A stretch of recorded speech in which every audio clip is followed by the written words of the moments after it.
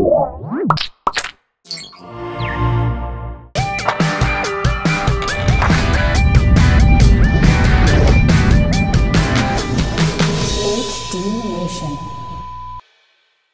not sure why anybody in HD Nation would be giddy about Apple's new iPad, though I did touch one this morning. It was very nice. It was very tactile. It was soothing. It was expensive, and there's no GPS in the version I want to buy that's cheap.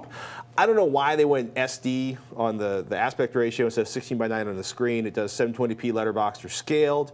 No HDMI output, but I think it could make a very nice remote control for all your other devices if somebody built some kind of, you know, Wi-Fi to Blu-ray IR blaster. You're not buying into this at all. Not at all. Yeah, well, the real problem is that it will only, just like an iPhone, it will only run a single application at a time, so you'd have to like relaunch the remote every time you skipped off to IMDb or Wikipedia, so it's still essentially the toilet reading PC.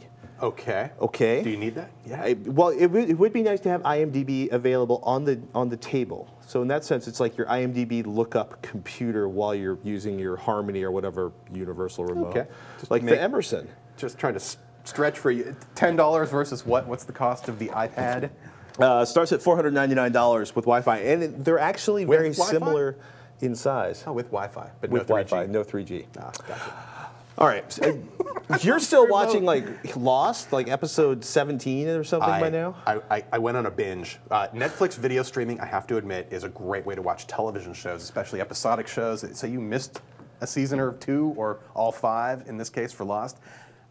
I started with season 1 and just plowed through them. It's in beautiful streaming HD through my PlayStation 3 using that disc we showed off a couple shows back. Are you used to that? I am. Oh, you know what? You don't even know the disc. The disc just sits in there. I don't even take the disc out unless I'm because you don't play swapping games anymore on the PS3. Well, when I finish them, then I take them out.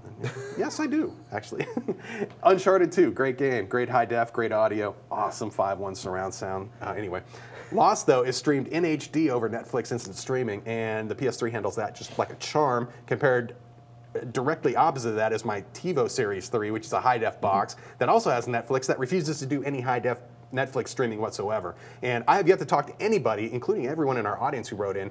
Nobody has told me that they've actually had that successfully work. Huh. They get the standard def stream just fine. Right. It's just the TiVo chokes on the high-def stuff, and I'm done with that as a high-def player, as far as that goes. Streaming. But anyway, all 5 seasons, I wish I should go back and see when I started and when I finished. It was a ridiculously short amount of time because there's no commercials. As soon as one episode's done, it pops up, would you like to go on to the next episode? Yes. Next thing I know, season 1's down, and I think I did season 1 in like 2 days. I was going to say, like, that's where you were all weekend. Dude, you want to go to the range? Can't. Coming back from CES, it was, I'm sitting in the airport catching up on like 2 more episodes with the free Wi-Fi service they have in McCarran Airport, and it was just, it was bad, man. It was really bad. And now, you know what? Now that the show is coming up, the season 6 is coming up in February, I'm going to ignore it and just wait for it to appear on Netflix because I'm just so spoiled by... Just what the network wants to hear. I know. It's terrible. I'll probably DVR it, but I'm not sitting there and watching it live anymore. I'm done with live. I got $20 that says he has a panic attack and starts watching the entire thing, starting with the first week. Yeah. All right. I'm good at hoarding. I was watching the... Yeah, you are good at hoarding. It's a really scary thing to talk about.